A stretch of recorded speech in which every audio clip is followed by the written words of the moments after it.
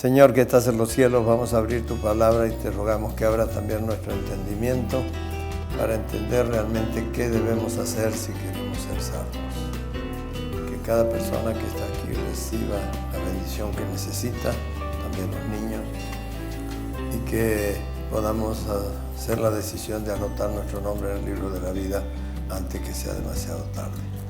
Gracias, Señor, por escucharnos. En el nombre de Jesús lo agradecemos. Amén. Muy bien, dijimos que hoy vamos a ir al tema de esta noche, que es muy importante. Damos una cordial bienvenida a todos ustedes y los que nos ven también por YouTube.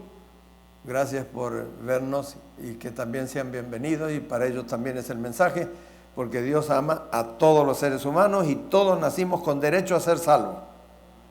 Si quiero ser salvo. Pero si yo quiero ser salvo, tengo derecho a ser salvo. Pero si quiero perderme, también tengo derecho a perderme. Cada uno elige dónde va a pasar la eternidad. Vamos a hablar hoy, ¿qué debo hacer para ser salvo? ¿Qué debo hacer para ser salvo? Es una pregunta seria esa, porque en otras palabras es que ¿dónde voy a pasar la eternidad cuando Cristo venga? ¿Qué debo hacer para que yo pertenecer entre los salvos? Cuando yo estaba viviendo en Houston, que había venido de Centroamérica en el año 80, una noche estaba viviendo en Houston, golpeé a la puerta a una persona a la noche y abro la puerta, yo no lo conocía, era un arquitecto chileno que había conocido a mi hermano, que era pastor en el sur de Chile, y pidió la dirección para venir porque querían pasar por Houston. Habían planeado conocer Estados Unidos la primera vez que venían, después dar un viaje por Europa, pero como iban a pasar por Houston para hacer el viaje tranquilo, querían hacer una visita al MD Anderson, el hospital más grande del mundo sobre el cáncer, porque en Chile a la esposa de un seno le habían quitado un pequeño quiste canceroso, pero le dijeron que todo estaba bien. Pero ellos, por si acaso, para viajar tranquilo, hicieron, así que él se presentó, dice: mi esposa, ya llegué allí, quedó internada en el hospital, va a haber 3 días de estudio y todas las cosas, porque queremos viajar tranquilos, sabemos que realmente está curada del cáncer. Bueno, yo lo llevaba por la mañana, se pidió quedarse en la casa, hicimos lugar allí, lo llevaba por la mañana, conocí a la esposa, parecía que vendía salud, una mujer de 26 años de edad, era dentista, él era arquitecto, tenían bastante dinero. Habían venido con ese tiempo en el 80, $70,000 para gastar en su viaje. Es mucho dinero. Ojalá lo tuviera alguna vez. Pero nunca vi tanta plata junta. Y entonces la conocí a ella. Ese día era estudios, todo análisis, sacaron sangre y todas las cosas. Lo fui a buscar por la noche, no había ninguna novedad. Lo llevé por la mañana. Todo estudio, radioterapia, ¿cómo se dice? Radiografía, MRI, el CT scan y todo lo que se hace para descubrir algún problema en el cuerpo. A la noche lo fui a buscar. El tercer día le iban a dar los resultados del análisis. Cuando fui a buscarlo por la noche me di cuenta que no había habido buenas noticias, porque estaban los dos abrazados llorando. No necesité preguntarle. Al rato me dijeron, es que nos dieron el informe, que lo que le habían quitado a mi esposa de un pecho era sencillamente lo que se llama una metástasis o ramificación de un tremendo tumor canceroso que tenía en el estómago. Así que empezó el tratamiento. Los 70,000 pesos le duraron lo que dura un canto de un gallo. Al rato se le fue. Finalmente la pusieron y me decía, cuando yo lo iba a buscar por la noche, bueno, no importa que no podamos hacer el viaje, lo importante es que mi señora se cure y que volvamos de aquí sin conocer ni Estados Unidos. Finalmente hemos vivido hasta aquí sin conocerlo, podemos seguir viviendo. Así que fuimos allá, lo fui a buscar, después el radioterapia, quimioterapia y todos los medios a su alcance para atacar el tumor canceroso del estómago. Pero después de una semana los médicos le dijimos, no hemos tenido mucho éxito. El tumor no se achica, el tumor no recibe impacto, sigue y creo que sencillamente no vamos a poder hacer mucho. Bueno, ya acortó, que por lo menos la preparen para viajar un mes, que la repongan por un mes para viajar porque tenían un niño de 3 años que lo habían dejado en Chile.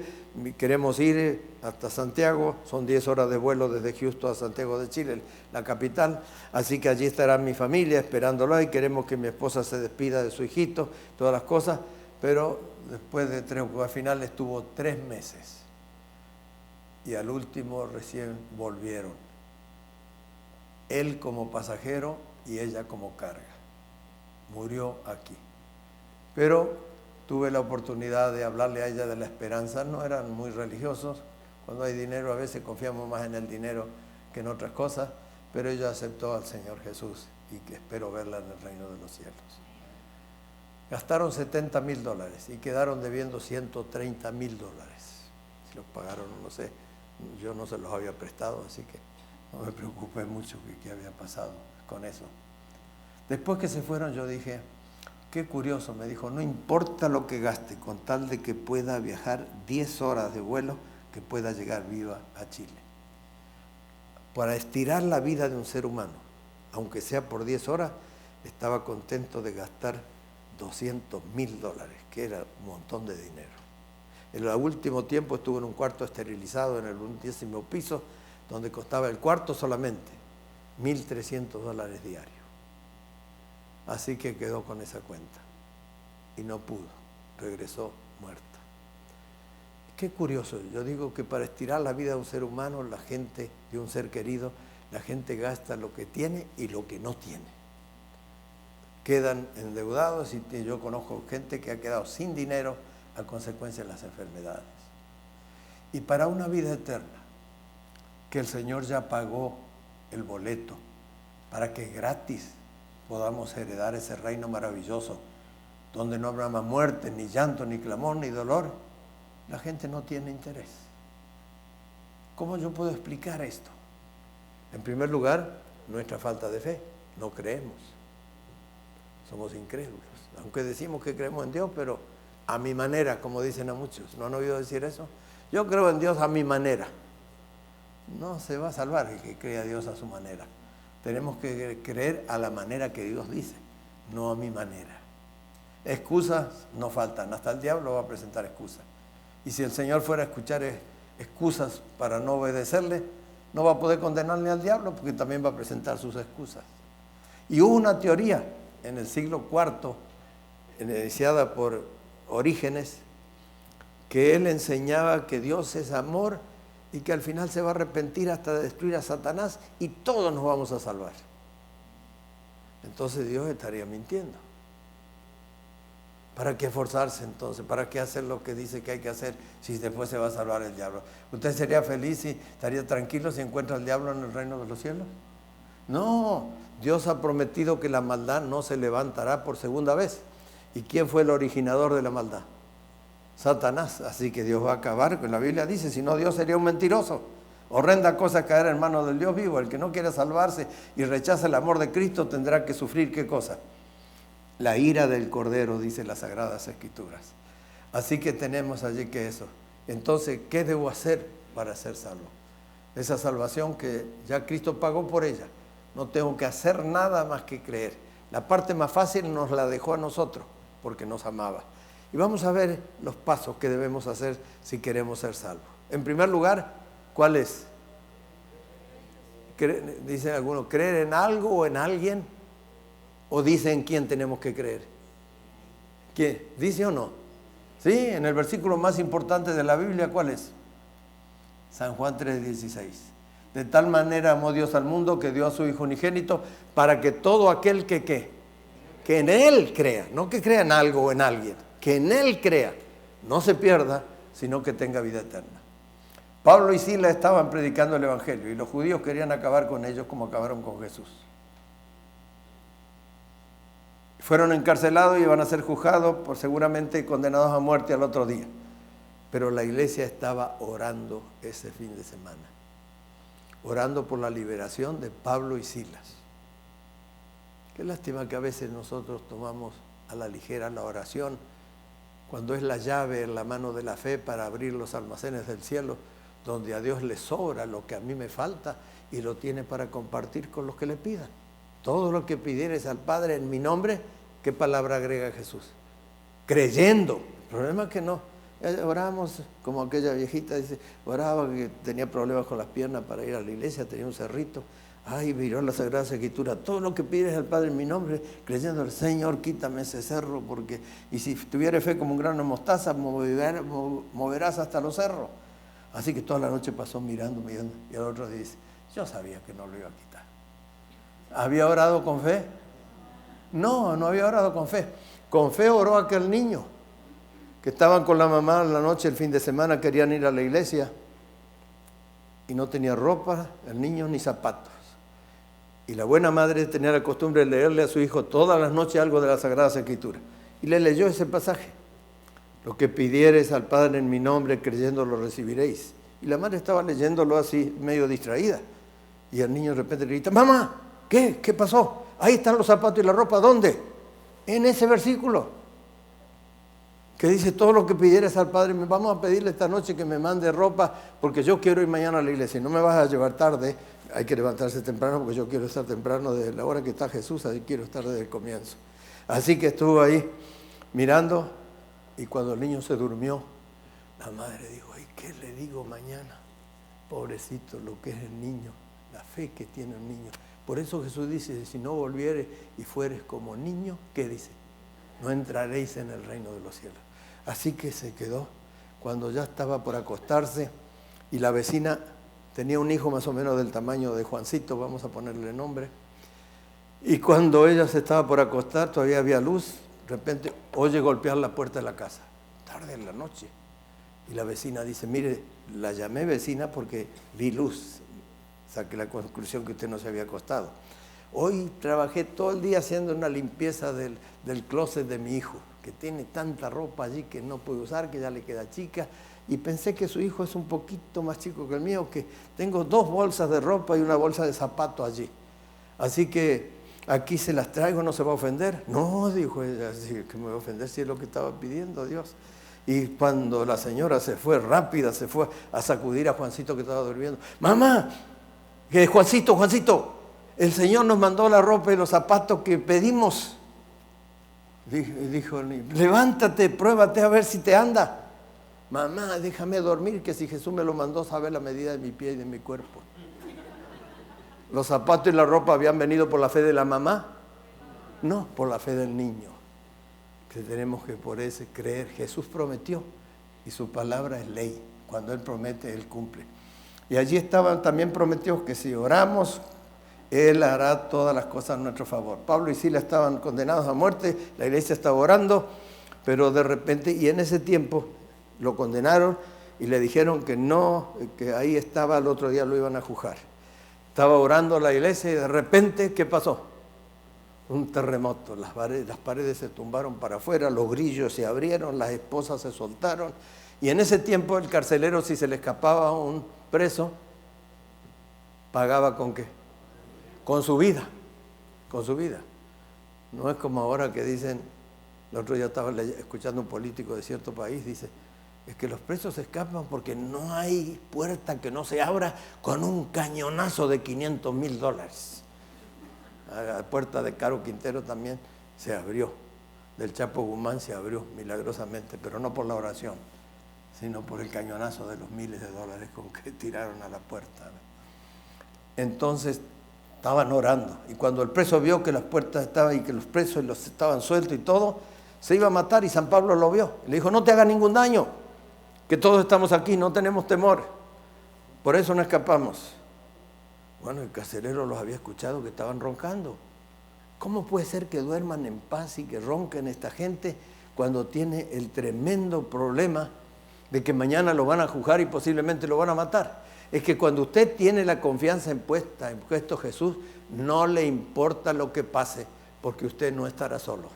He aquí yo estoy con vosotros todos los días hasta el fin. Y Dios, así que no debemos juzgar. Y entonces el carcelero dijo, bueno, ¿qué dijo el carcelero? Hizo una pregunta. Yo quisiera tener esa fe que ustedes tienen paz y tranquilidad, dormían, yo los escuchaba roncar y todos allí. Yo quisiera tener esa fe. ¿En qué creen ustedes? ¿Qué debo hacer para ser salvo? Preguntaron.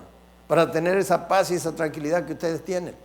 Y ellos le dijeron, cree en el Señor Jesucristo y serás salvo tú y tu familia. La casa se refiere a la familia. Y le hablaron la palabra de Dios, del Señor, a todos los que estaban en su casa. Y él, tomándolos a aquella misma hora de la noche, les lavó las heridas y seguido los bautizó a él y a todos los suyos. Así que lo primero que quien quiera salvarse debe saber que su confianza de salvación debe ser puesta en un solo nombre dado a los hombres en que podamos ser salvos, como San Pedro dijo en el día de Pentecostés. ¿Y cuál es ese nombre? En el Señor Jesucristo. Cree en el Señor Jesús. El que cree en mí tiene vida eterna. El que no cree en mí no tiene vida eterna. Yo soy la resurrección y la vida. Aunque cree en mí, aunque muera, volverá a vivir. Así que creer en Cristo es principal. Ahora, todos creemos en Cristo, además de Cristo. ¿Creemos nosotros en la Santa Virgen María? Sí, claro que sí. ¿Creemos en los santos apóstoles? ¿Creemos en todas las cosas? Claro que sí. Pero no creemos que ninguno de ellos murió por nosotros. Aún la Santa Virgen María, como escuchamos en la película esta noche, reconoció que su salvación, que ella necesitaba ser salva. Y cuando usted necesita y cree que debe ser salvo, es porque reconoce una cosa, que ¿qué? Que usted es un pecador y que lo único que merecemos como pecadores, ¿qué es? Es la muerte. Pero cuando creemos en Cristo, Él nos da el crédito de la vida eterna. Así que creer en el Señor Jesucristo es el único Salvador, el único mediador. Y Cristo lo dijo con tanta claridad, yo soy el camino, la verdad y la vida. Y después, ¿qué palabra agrega? Nadie. ¿Y nadie cuántos son? Nadie, pues. Nadie, ni uno viene al Padre sino a través de mí. Hoy muchos se presentan como medios para llegar al Señor Jesús o intermediarios. La Biblia dice que así como hay un Dios, hay un solo mediador entre Dios y los hombres, que es Jesucristo hombre. Estas cosas os escribo para que no pequéis, pero si alguno hubiere pecado, abogado tenemos para con el Padre, ¿a quién? A Jesucristo el justo. Ningún ser humano, porque todos están muertos, puede interceder en el juicio que se está llevando a cabo en el cielo, porque están muertos. Y como vivos merecemos la muerte, así que ninguno puede ser, porque es el juicio divino para juzgar la conducta de cuántos seres humanos, dice San Pablo. De todos, por una razón muy lógica, porque todos somos ¿qué? Pecadores. Muy bien, cree en el Señor Jesucristo. ¿Creen en Cristo? ¿El diablo cree en Cristo? Sí, y cree más que nosotros. Nosotros creemos por fe porque no lo hemos visto, pero el diablo vivió en el cielo con Cristo. Se enfrentó con Cristo aquí en la tierra. Pero después que se rebeló, cada vez que se enfrentó con Cristo, tuvo que beber la copa de la derrota. Y vino un joven, muy religioso, y le dijo a Jesús, ¿qué tengo que hacer para tener la vida eterna? ¿Qué tengo que hacer? Dijo. Yo no tengo que hacer nada, tengo que creer algo, pero no hacer nada, excepto lo único que Dios dice que debemos hacer. Así que, ¿por qué me llamas bueno? Le dijo Jesús. Ni uno es bueno, sino uno, Dios. Mas si quieres entrar en la vida, guarda los mandamientos. Entonces, ¿y qué contestó ese muchacho? Todos los he guardado desde mi mocedad, de que tengo conciencia, yo guardo los 10 mandamientos. ¿Los mandamientos salvan? ¿Me ayudan a salvar? No, ni me salvan ni me ayudan a salvar. Yo soy salvo 1000% por la gracia, por la fe en Cristo Jesús, no por obras para que nadie se gloríe. Este se gloriaba todo luego desde mi mocedad. Pero él no confiaba para salvarse ¿en qué? En los mandamientos. Y los mandamientos nunca fueron dados como norma de salvación. El Salvador es Cristo Jesús. Así que cuando Jesús le dijo, deja esa toda la cosa y sígueme, tenía que demostrar que amaba más a Jesús que a todas las riquezas que tenía. Y él empezó a pensar, no, pero entonces me sale muy caro. Era un joven, no lo había ganado cuando se dio su frente, tal vez había recibido una herencia o alguna cosa. Y tenía muchas posesiones. Pero empezó a pensar, no, dejar todas las cosas, yo vivo muy cómodo, no, y ahora tenés que seguirlo que ni casa tiene donde... No me conviene. Pegó la vuelta y se fue. Pero ¿cómo se fue? Dice. Triste, vivió triste. Y la tristeza mayor le espera cuando Jesús venga y Él sea resucitado, que Él tal vez podría ser uno de los que escribiera uno de los evangelios, si hubiera seguido a Jesús. Pero ahora solamente sabemos que era un joven rico, no sabemos ni el nombre de Él. mientras que los otros humildes pescadores sabemos su nombre y se hicieron los hombres más famosos del mundo porque aceptaron la invitación de seguir a Jesús. Qué lindo, hay que amar a Jesús. Usted no quiere estar con alguien por toda la eternidad, con alguien que no ama. Si aquí algunos se casan, en las 2 semanas se divorcian porque no se aman. Creían que se amaban, pero resulta que no. Pero hay que amar a Jesús. Por eso Él dice, si me amáis, guardad mis mandamientos. ¿Qué es primero? ¿Guardar los mandamientos para amarlo o amarlo primero y para obedecerle? Amarlo primero. Por eso Jesús dijo, si me amáis, primero es el amor a Jesús. ¿Por qué? ¿Por lo que Él me va a dar o por lo que Él hizo por mí? ¿Dónde demostró realmente el amor y dónde sufrió más Cristo? ¿Reconstruir el Edén nuevo que nos va a dar es trabajo para Él? No, porque lo hace con el poder de su palabra. Lo difícil fue morir por nosotros en la cruz. Por eso tenía razón Santa Teresita, esa poetisa mexicana, que dice, no me tienes que dar porque te quiera, el cielo que me tienes prometido, ni me mueve el infierno tan temido para dejar por eso de ofenderte. Tú me mueves, Señor, muéveme al verte clavado en una cruz y escarnecido. Muéveme al ver tu cuerpo tan herido, tus angustias y tu muerte. Pues si cuánto espero no esperara, lo mismo que te quiero, te quisiera. Hay que amar a Jesús por lo que hizo por nosotros, no por lo que me va a dar. Si yo amara por lo que me va a dar, lo amara ¿por qué? Por interés. Hay gente que se casa con alguien sin amarlo por interés. Tiene lana, tiene pisto, el centroamericano, no el mexicano, porque hay 2 pistos, ¿verdad? Uno en Centroamérica que es el dinero y otro en México que es el trago. Los borrachos no entrarán en el reino de los cielos. Así que hay que amar al Señor Jesús. Por eso dice, ¿por qué decís que me conocéis y me amáis? El que dice que lo hace y no guarda mis mandamientos, ahora viene la obediencia, porque amamos. El tal es que dice, mentiroso, y la verdad no está en él. Así que amar a Jesús. Y la tercera cosa, por eso Jesús dijo, si me amáis. Lo que nos salva es el amor a Cristo, no los mandamientos.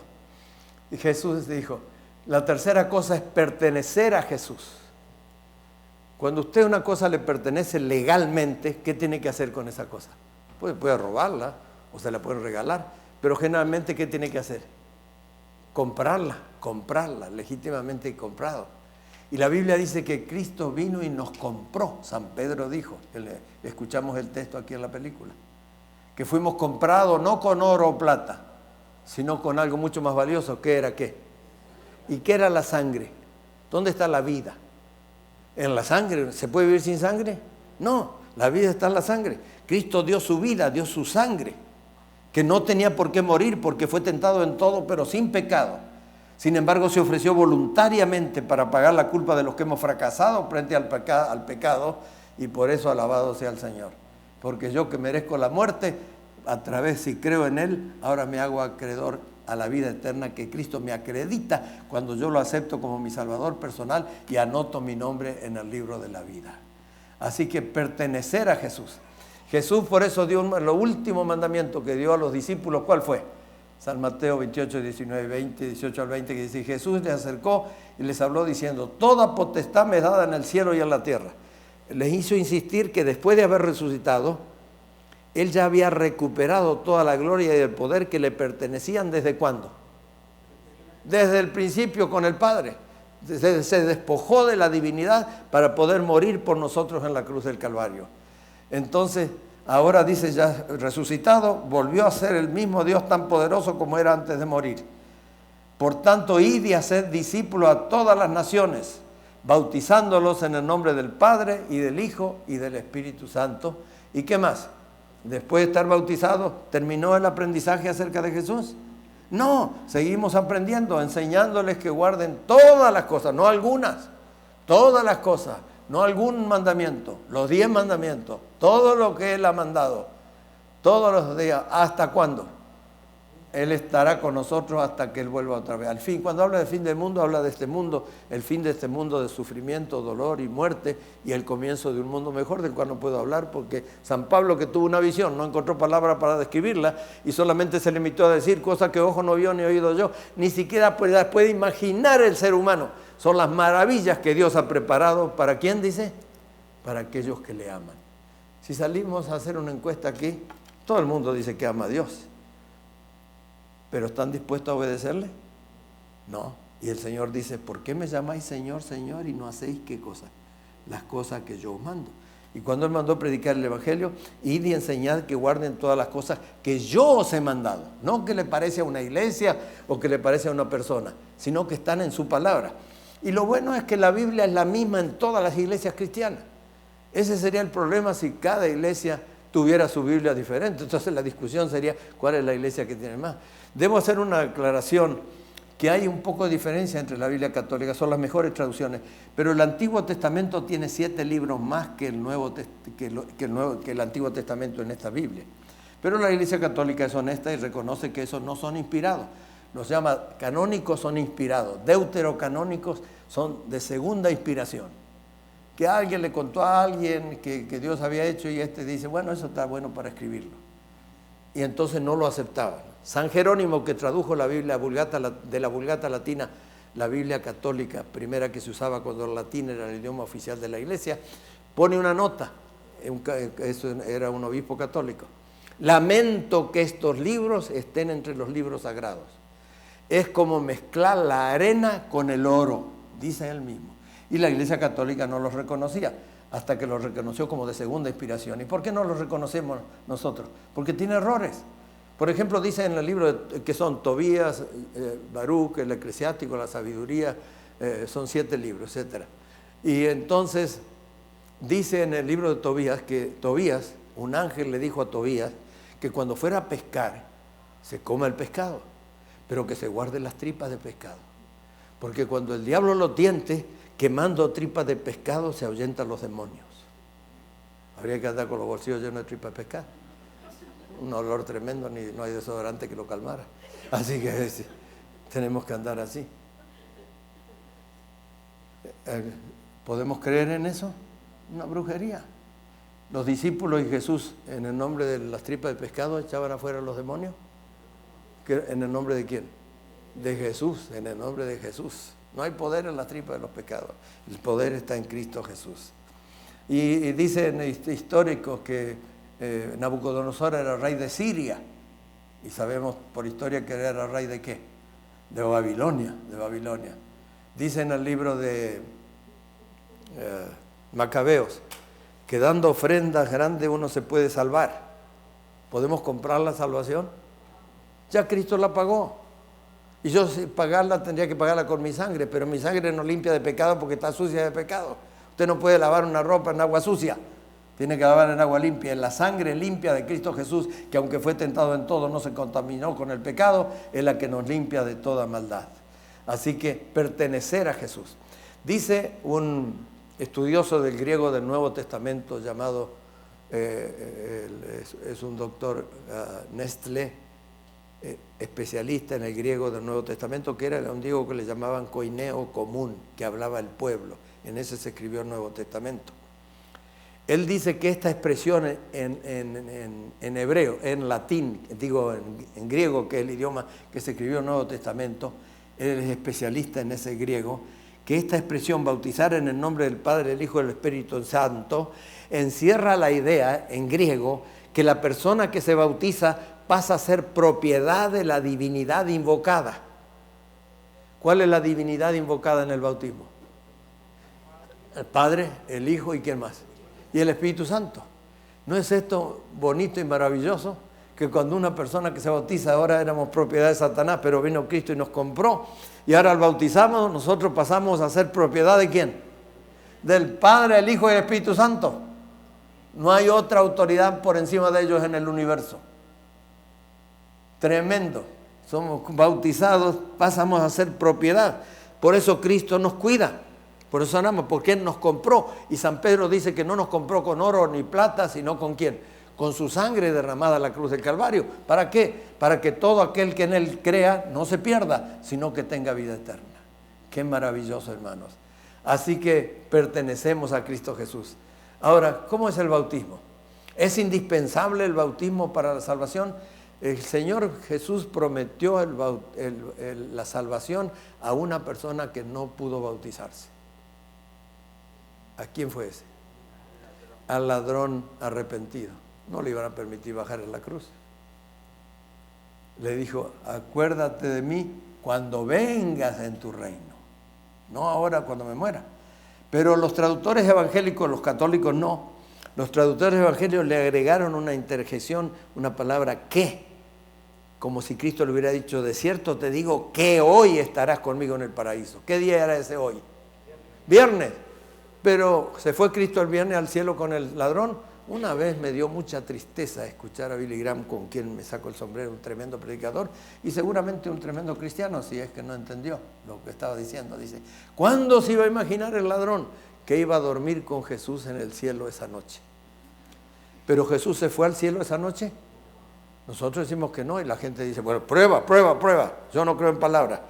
¿Podemos probar? Sí, en San Juan dice que cuando Cristo resucitó estaba María Magdalena allí. Y cuando María Magdalena lo reconoció que era Jesús, se le lanzó para tocarlo y abrazarlo. ¿Y qué le dijo Jesús? No me toque, ¿qué día era ese? Domingo. No me toque porque todavía no he subido al cielo. Entonces, o Jesús estaba mintiendo.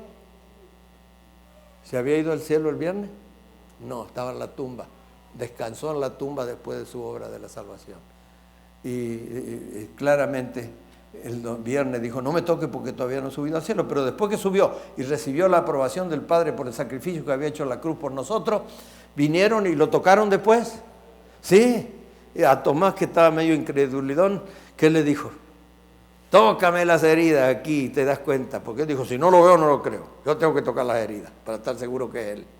Y le hizo tocar las heridas y después creyó. ¿Y qué le dijo Jesús a Tomás? No seas incrédulo, cree, no seas incrédulo. Los incrédulos no entrarán al reino del cielo, porque el diablo no se cansa de engañarnos, si nos engaña con una cosa, no engaña con otra. Ahora, ¿es indispensable el bautismo para la salvación? Vamos a ver qué dijo Jesús. Jesús le dijo, ir por todo el mundo y predicar el evangelio ¿a cuántas personas? A toda persona, porque toda persona que nace en este mundo nace con derecho a ser salvo. ¿Y qué le dijo? El que creyere y fuere bautizado, ¿será qué?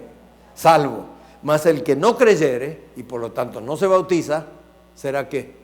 Condenado. Así que ¿es indispensable el bautismo? Sí, indispensable para ser salvo. Indispensable para ser salvo.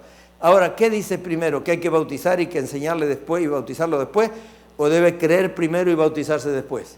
El que creyere y fuere bautizado será salvo. ¿Qué viene primero, la creencia o el bautismo? Creer. Por eso la Biblia y no en ningún registro de bautismo de niños. Eso empezó como 800,000 años después de Cristo, con un propósito especial, para que todos los que nazcan puedan ser registrados como miembros de la iglesia que impuso eso. Porque muchos de los que están aquí fueron bautizados con niños.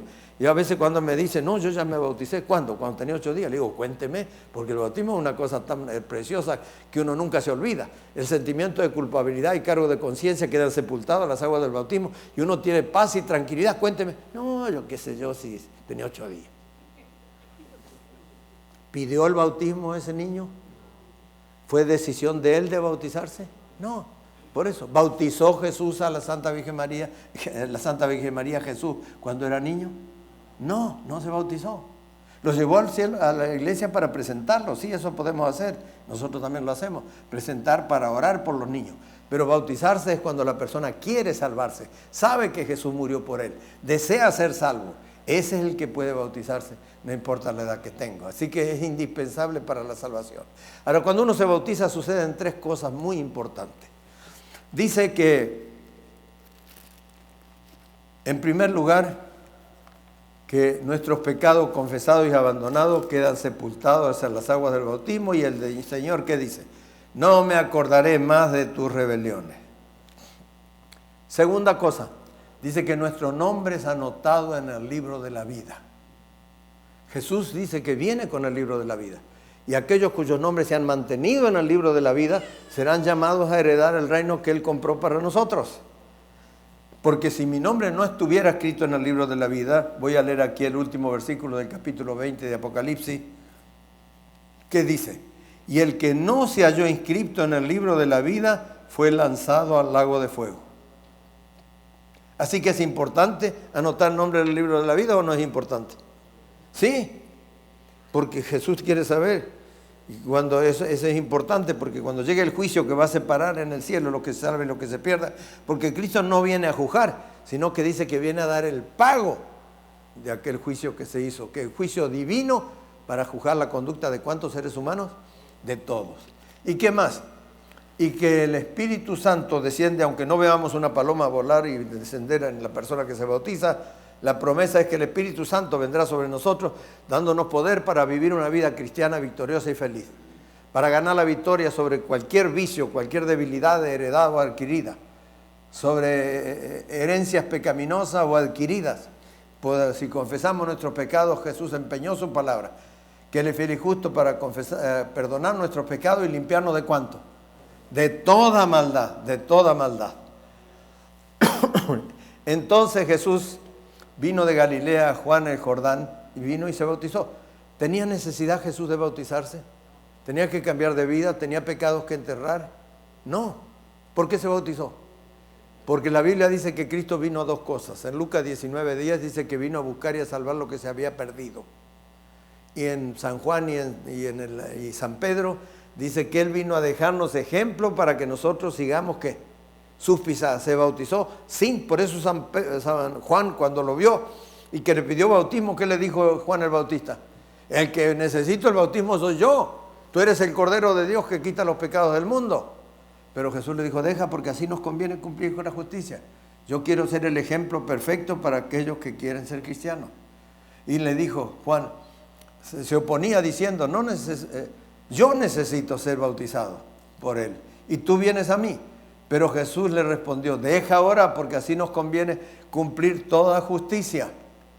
Entonces le dejó. Y Jesús, después que fue bautizado, subió del agua y de allí los cielos fueron abiertos y vio al Espíritu de Dios que descendía como paloma sobre él.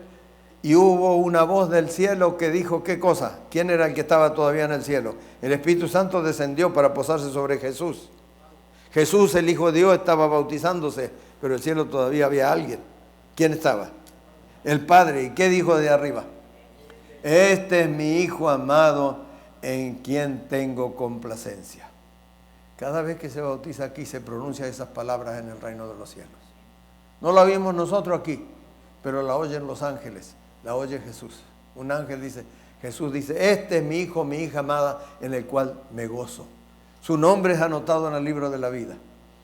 Y en la Biblia Jesús dijo que era la mayor razón de gozo y felicidad para el ser humano. Cuando los discípulos vinieron ahí saltando de gozo que habían hecho milagro y todas las cosas, Jesús le dijo, no os alegréis por eso.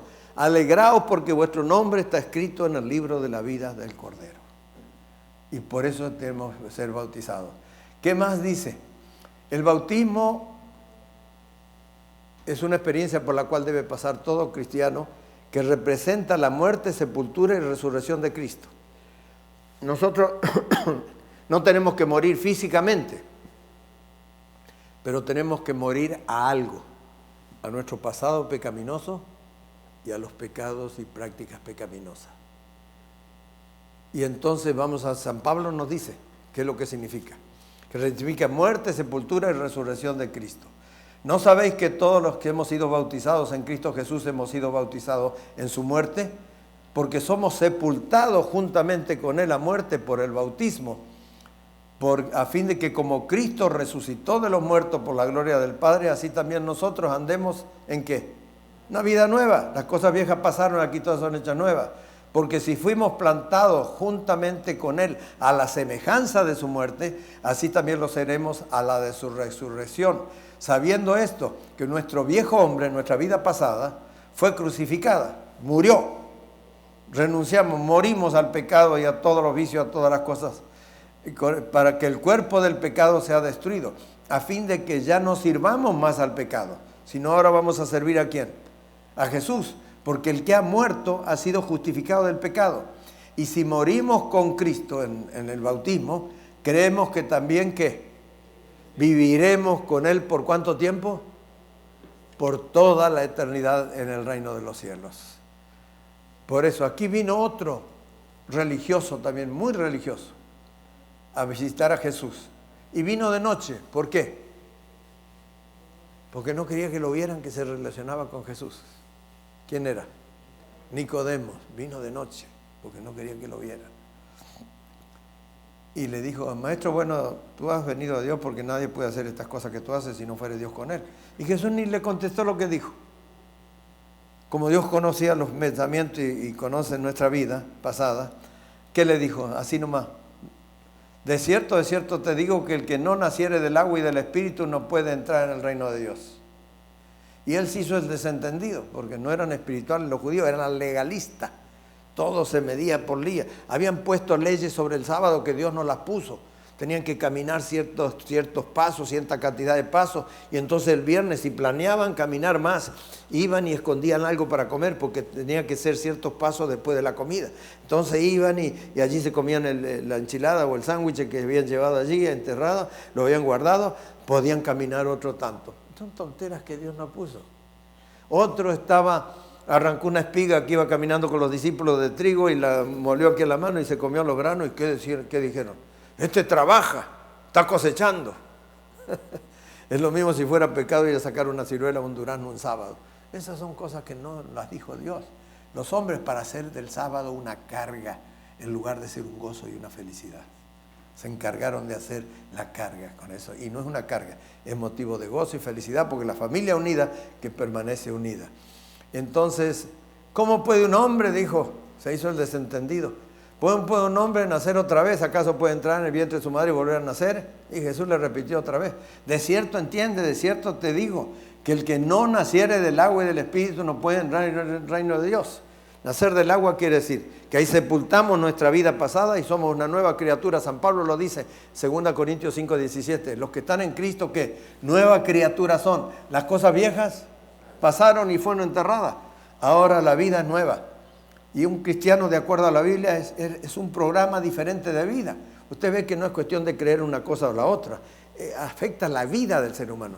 Tengo que ser un buen padre, tengo que ser un ejemplo para los hijos, aprendo a comer cosas que no ofendan a Dios, me aprendo a vestir como Dios dice, me aprendo a que adoro en otro día, adoro en el sábado, en el día en que Dios dice que hay que hacerlo. Confieso mis pecados a Dios, no a los hombres. Todo eso es un nuevo programa de vida, nueva forma de vivir. Por eso los que están en Cristo, nueva criatura son. Las cosas viejas pasaron y aquí todas son hechas nuevas. Y entonces ahora vemos el apóstol San Pedro. Predicó en el día de Pentecostés con un poder extraordinario. Se le fue el temor a los judíos. Y empezó a predicar allí. Sepa pues ciertísimamente toda la casa de Israel que este Jesús, a quien vosotros crucificaste, Dios le ha hecho Señor y Cristo. Y al oír esto se compungieron de corazón y dijeron a Pedro y a los apóstoles, varones hermanos, ¿qué haremos? ¿Qué haremos para qué? Para librarnos de semejante pecado. Compungir de corazón significa que sintieron la culpa. Es un verbo antiguo que no se usa ya en español. Sentir culpa por algún daño hecho. Compungido, triste. Ellos reconocieron, el Espíritu Santo había descendido y los convenció que eran pecadores, y esa es la tarea del Espíritu Santo. ¿Qué haremos para librarnos de semejante pecado? ¿Hay alguna forma de librarse? Sí, le dijo San Pedro, que en primer lugar, que se arrepientan. Todo el que se bautiza debe arrepentirse primero y pedirle perdón secretamente a Dios. Y Dios, que te oye en secreto, te recompensará en público, dice la Sagrada Escritura. No tenemos que andar publicando nuestros defectos. Entonces, y arrepentido, y después de arrepentirse, bautícese cada uno de vosotros en nombre de Jesucristo para perdón de vuestros pecados y recibiréis el don del Espíritu Santo. Algunos dicen, ve, en el nombre de Cristo, ¿por qué no dice del Padre, del Hijo y del Espíritu Santo? ¿Los judíos creían en el Padre? Sí. ¿En el Espíritu Santo? También, sí, también. En que no creían era en quién. En Jesús. Por eso hace resaltar que esos, siendo judíos, aceptaron a Cristo como su Salvador personal. Porque después de todo, si Jesús dijo bautizar en el nombre del Padre, del Hijo y del Espíritu Santo, y alguien dice, no, hay que bautizar en el nombre de Jesús porque Pedro dijo que había bautizado en el nombre de Jesús. ¿Quién es más autoridad, Jesús o Pedro? Jesús. Entonces hay que entender lo que dijo Pedro a la luz de lo que dijo Jesús. No vamos a torcer lo que dijo el maestro para que el discípulo esté de acuerdo con el discípulo, sino tenemos que entender que para eso, bautícese cada uno del Espíritu Santo y recibiréis el don. Yo nunca me voy a olvidar del Salvador, donde me tocó organizar un bautismo, estábamos predicando varios pastores, Se bautizaron 1247 en un solo bautismo, en el lago de Ilopango, cerca del lago allí. Nunca más pude organizar un bautismo tan grande. 20 pastores había, yo oraba de afuera y 20 se bautizaban. Cola detrás de los pastores. En El Salvador ha crecido mucho la obra, el Evangelio, y ha sido muy aceptado. Ahora, el más grande de los predicadores del Nuevo Testamento, originalmente, ¿qué era? El perseguidor de los cristianos. Tomó parte en el apedreamiento de Esteban, el primer mártir cristiano, ¿en qué año? El año 34. No tiró piedras, pero le tuvo la capa a los que para que tuvieran facilidad, soltura de brazo para poder apedrearlo, y mataron a pedrada a Esteban, el primer mártir cristiano. No tiró piedras, pero estaba feliz de haber hecho eso. Y hay un refrán en español que dice, tanto delito es matar la vaca como ¿qué? Como tenerle la pata. Este le tenía la capa a los que mataron allí. Y engolosinado con el éxito de haber silenciado a un predicador tan importante, el sábado la iglesia contó la historia. Hemos silenciado, y los judíos aplaudiendo, porque ellos se guardaban el sábado. ¿Pero el sábado salva? No. ¿Ayuda a salvar? No. El que salva, ¿quién es? Es Jesús, Cristo Jesús. Así que San Pablo pidió permiso para ir a Damasco porque se enteró que había unos que estaban predicando allí, y fue a Damasco. Y cuando le dijo a uno que estaba escondido, porque sabían que Pablo iba a Damasco, uno que Ananías, un discípulo que estaba escondido por allá en un barrio donde no iba a llegar nadie, de repente Dios le dice allí, Ananías, prepárate porque Saulo de Tarso viene aquí para que tú lo adoctrines y lo bautices. ¿Quién? Saulo de Tarso. Sí, ese fue el que mató a Esteban hace 2 años. Pero yo lo he elegido para ser el predicador del Evangelio. Dios no siempre llama al más capaz, pero se responsabiliza en capacitar al que Él llama. No fue a las universidades a pedir los nombres de los que estaban en el cuadro de honor. Fue a la orilla del lago a buscar pescadores que no sabían tal vez ni leer ni escribir. Pero por seguir a Jesús se convirtieron los hombres más famosos del mundo el día de hoy. Seguir a Jesús es beneficio en este mundo y de pilón la vida eterna cuando Cristo venga otra vez. El Hijo de nuestros padres, y Ananías le dijo a Pablo, vino arrepentido, medio ciego, porque la luz lo dejó enceguecido, porque él iba a perseguir, y de repente cuando iba llegando a Damasco, una luz lo resplandó y lo dejó medio ciego, que siempre estuvo con problemas de los ojos hasta la muerte. Pidió que lo quite y el Señor no le quitó. Te voy a dar fuerza para llevar esa cruz, pero no te la voy a quitar. Y entonces fue allá y de repente del cielo le dice, Saulo, Saulo, ¿por qué me persigue? ¿Quién habla? ¿Quién me está hablando? ¿Quién me conoce allá del cielo? ¿Y qué le contestó? Yo soy Jesús a quien tú persigues. ¿Cómo sabemos que San Pablo era sincero? Porque no empezó a discutir, pero yo he sido fariseo, mis padres y mis abuelos eran fariseos, ¿cómo voy a dejar de ser fariseo? Al que le interesa la salvación, lo único que debe preocuparle es lo que dice Jesús, no lo que dice la gente. Porque, ¿cómo sabemos que era sincero? Por la pregunta que él hizo. Él iba a Damasco a perseguir a los cristianos y le dijo, Señor, ¿qué quieres que haga? Tiró a la basura todos sus planes. Dios tenía otros para él. Y siguió allá, a Damasco. Y estuvo con Ananías. Y allí lo adoctrinó. Y después Ananías le dice, ahora pues, ¿por qué te detienes? Levántate y bautízate y lava tus pecados invocando su nombre. Este es el bautismo que más duró en la historia del Nuevo Testamento. Duró 4 días antes de bautizarse. Y San Pablo ayunó, no comió esos 4 días. Y oraba para que Dios le perdone sus pecados porque quería ser un instrumento útil en las manos de Dios. Y fue el predicador más exitoso de la primera iglesia cristiana. El que más cartas y epístolas escribió en el Nuevo Testamento. De un perseguidor de los cristianos se transformó en un perseguido y dio su vida por el Señor Jesús. Y sabía que iba a morir. Dice, el tiempo de mi partida está cercano, pero he peleado la buena batalla, he guardado la fe. Por lo demás me está guardada la corona de justicia que el Señor me dará. Y no solamente a mí, sino a todos los que quieran ser salvos, los que amen su venida. San Pablo también nos incluyó a nosotros.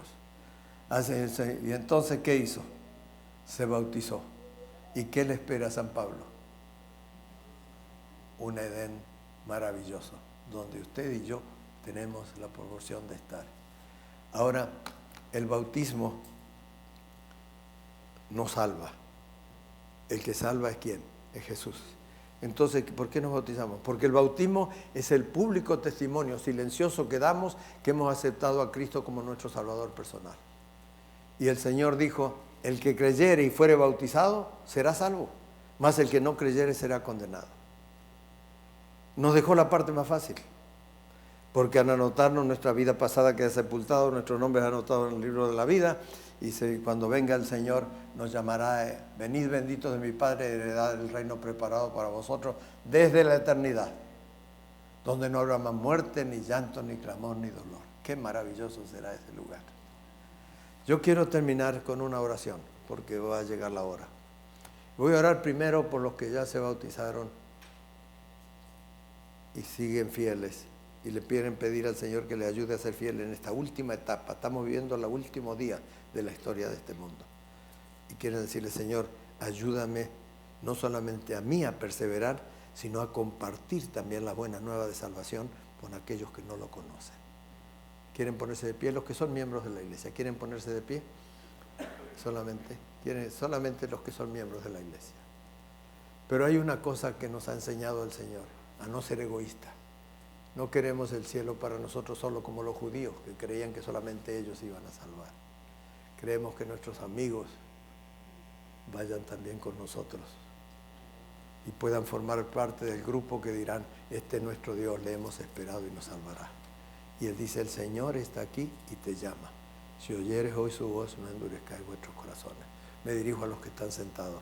¿Quieren decirle al Señor también que ustedes quieren anotar su nombre en el libro de la vida? ¿Quieren ponerse de pie? Los que están sentados y decirle, Señor, yo también quiero ser salvo. Yo quiero anotar mi nombre antes que sea demasiado tarde. Y la Biblia da dos razones razonadas, lógicas, por las cuales es peligroso postergar. Una razón dice que la vida es como la flor del campo, que hoy está y mañana se marchita. ¿Están ustedes todos seguros que mañana van a vivir? No tenemos seguridad. Por eso dice, si oyeres hoy su voz, no endurezcáis vuestros corazones. Pero hay otra razón. Todo lo que pasa en el mundo son señales de que Cristo viene pronto. ¿Y sabemos la fecha? No sabemos la fecha, el día ni la hora, nadie lo sabe, ni aun los ángeles del cielo. Es un secreto de la Santa Trinidad. Y por eso es peligroso postergar. Y para mí, va a ser uno de los bautismos últimamente más felices que voy a realizar. Porque el pastor me autorizó que yo voy a bautizar. Yo soy pastor, yo puedo bautizar. Así que yo voy a bautizar mañana, el sábado a la mañana, después del sermón. Vamos a bautizar, el agua va a estar calentita y yo voy a tener el gozo de ponerme en la mano del Señor para ayudarles a ustedes a anotar su nombre en el libro de la vida. Y por eso quiero orar por ustedes, que el diablo no les haga perder de vista el deseo de ser salvos. ¿Quieren pasar aquí los que se han decidido bautizarse? Pasen, van aquí. Pase aquí, el Señor está aquí y te llama. Si oyeres hoy su voz, dice, no endurezcáis vuestros corazones. Tal vez algunos han sido bautizados y nos hemos apartado un poco. Yo debo confesar que cuando era joven también me llevó el mundo, pero gracias a Dios que volví y estoy aquí. Mi nombre fue anotado en el libro de vida. ¿Hay alguien más que está luchando allí que dice, no quiere decirle al Señor que usted también tiene deseo de prepararse? Tal vez ellos se van a bautizar el sábado, pero a lo mejor usted no quiere todavía el sábado, pero por lo menos quiere salir de aquí con la seguridad de que usted le ha dicho al Señor que usted quiere ser salvo. ¿Hay alguien más que quiere pasar? Si no, voy a hacer la oración. ¿Hay alguien más que quiere pasar? Si alguien, el diablo, no le escuche a Satanás, porque el diablo dice, hemos sido amigos tanto tiempo y ahora me vas a dejar. Aquí está, gracias a Dios. Así me gusta que pase. Hay algo, gracias a Dios. ¿Hay alguien más que, perdone que escuche porque esto es tan serio, y no quiero que se vaya nadie con el sentimiento de que Jesús no tuvo vergüenza de morir por mí en la cruz del Calvario? ¿Cuál es la vergüenza que yo voy a tener de decir que creo en Cristo? ¿Hay alguien más que quiere pasar? ¿Hay alguien más? ¿Algún jovencito? ¿Hay alguien más? Sí, si no hay otra más. ¿Quieren pasar algunos de los que tal vez han sido y saben que deben reajustar su relación con Jesús. ¿Quieren pasar para orar por ustedes también? No miren para otro lado, porque el Señor lo está mirando a usted. No se avergüence de creer en Jesús. Jesús dice: el que se avergüenza de mí, yo me avergonzaré de él, el Padre que está en los cielos. Aquí hay un hermano. Muy bien, vamos a orar. Nuestro buen Padre que estás en los cielos, te damos gracias en esta noche porque estas personas han ganado la victoria y acaban de derrotar a Satanás 2-1. Se pusieron de parte de Jesús y el diablo ha sido derrotado. El diablo vota por nuestra perdición, Jesús votó por nuestra salvación en la cruz del Calvario, y hay un empate. Y nosotros somos los que desempatamos. Y gracias a Dios por estos que se han puesto de parte de Jesús para derrotar esta noche a Satanás en sus vidas y comenzar una vida nueva. Bendícelos y que su decisión traiga una bendición a su familia, traiga una bendición para su hogar. Porque tú has prometido que si buscamos primeramente el reino de Dios y su justicia, las demás cosas que nos preocupan en este mundo vendrán por añadidura. Gracias, Señor, por escucharnos, gracias por amarnos, gracias por perdonarnos, y en ti ponemos nuestra confianza y queremos caminar contigo. Y cuando tú vengas no queremos clamar a las rocas que nos escondan, sino que queremos engrosar el grupo de aquellos que dirán: este es nuestro Dios, le hemos esperado y Él nos salvará. Gracias, Señor, por esta preciosa promesa. En el nombre de Jesús lo agradecemos. Amén. Amén. Muchas gracias. Que Dios le bendiga.